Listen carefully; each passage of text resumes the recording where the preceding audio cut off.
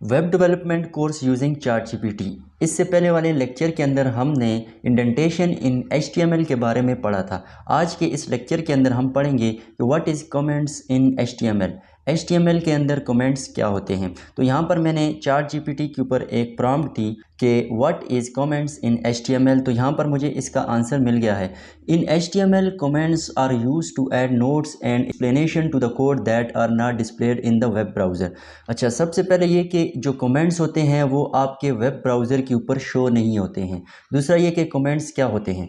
Comments आप ऐसी explanation अपने कोड के ऊपर लिखते हैं ताकि आपको ये पता चल सके कि आपने हेडिंग 1 कहाँ से स्टार्ट की है, आपने हेडिंग 2 कहाँ से स्टार्ट की है, आपने एक न्यू पेज कहाँ से स्टार्ट किया है। तो यहाँ पर मैं आ जाता हूँ, आपको मैं समझा देता हूँ कि कमेंट्स क्या होते हैं। जैसा कि आप अपने जो नोट्स होते हैं उनके ऊपर स्टिकी नोट्स आप लिखते हैं, तो ये कमेंट्स भी इसी तरह से होते हैं। यहाँ पर आप जिस तरह ये हेडिंग है तो यहाँ पर मैं लिख दूँगा कि दिस इज़ हेडिंग 1, कि ये हेडिंग 1 है। अभी अगर मैं सिंपली इस तरह से लिखूंगा कि दिस इज़ हेडिंग 1, तो ये हमारे ब्राउज़र के ऊपर शो होगी। दिस इज़ हेडिंग 1 ये ब्राउज़र के ऊपर शो होगी। लेकिन यहाँ पर मैं एक कमेंट्स लिखना चाह रहा हूँ कि बस जिससे सिर्फ मुझे ये पता चल सके कि यहाँ से मैंने हेडिंग 1 स्टार्ट की है, या मैं ये अपना कोड किसी दूसरे डेवलपर को देता हूँ तो उसको पता चल सके कि कहाँ से हेडिंग शुरू हो रहा है, कहाँ से पैराग्राफ शुरू हो रही है। ठीक है, कमेंट्स लिखने के लिए आपने सबसे पहले एंगल ब्रैकेट डाल देनी है, उसके बाद आपने साइन ऑफ एक्सक्लेमेशन डाल देना है, उसके बाद आपने 2 डैश इस तरह से डाल देनी है, और यहाँ पर आके आपने फिर इस तरह से 2 डैश डाल देनी है, और उसके बाद आपने एंगल ब्रैकेट क्लोज डाल देनी है। तो यहाँ पर ये मैंने जो लिख दिया यहाँ पे कि यहाँ पर ये जो मैंने लिख दिया दिस इज़ हेडिंग 1, ये हमने एक कमेंट डाल दिया, और ये कमेंट हमारे ब्राउज़र के अंदर शो नहीं होगी। मैं आपको बता भी देता हूँ कि ये जो कमेंट है ये हमारे ब्राउज़र के अंदर शो नहीं होगी। तो यहाँ पर मैं आ गया अपने ब्राउज़र के अंदर, तो ये देखें जैसे मैंने इसको रिफ़्रेश किया ये कमेंट हमारे पास शो नहीं हो रही। वही हेडिंग 1 और पैराग्राफ 1 शो हो रहा है, जो कि मैंने यहाँ पे लिखा हुआ है हेडिंग 1 और पैराग्राफ 1। लेकिन ये जो कमेंट है ये यहाँ पर मुझे शो नहीं हो रही।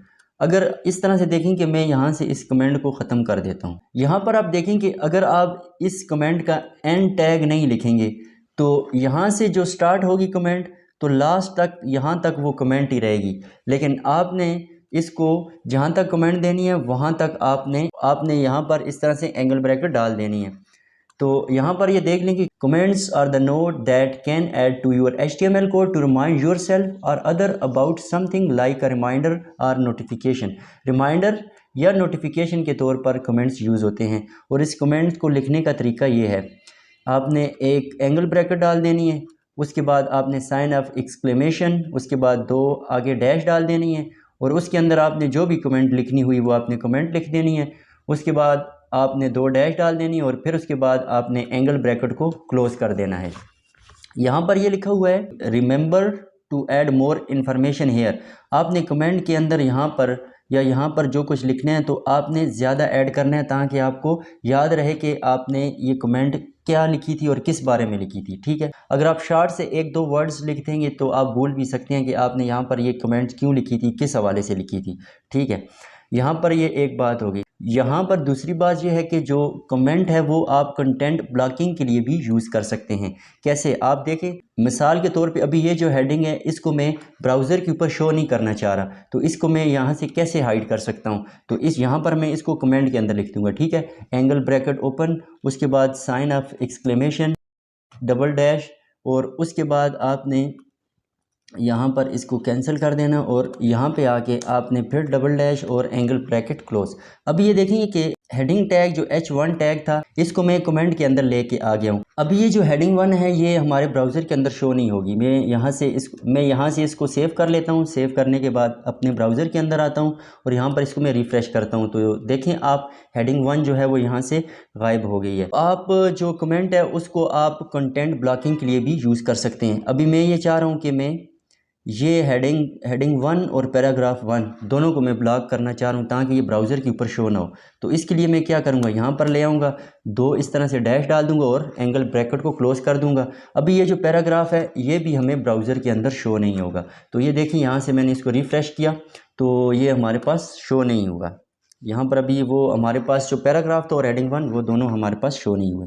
और इसके अलावा जो कमेंटिंग है उसका तीसरा काम क्या होता है कि block a section of HTML code, एक कंप्लीट सेक्शन को भी ब्लॉक कर सकते हैं। यहाँ पर मिसाल के तौर पे देखें कि ये एक कंप्लीट ब्लॉक है, यहाँ तक ये एक कंप्लीट ब्लॉक है। मैंने इसको यहाँ तक हाइड कर दिया, यहाँ से मैंने अपनी कमेंटिंग स्टार्ट की और इसको मैंने यहाँ तक एक पूरे सेक्शन को मैंने ब्लॉक कर दिया।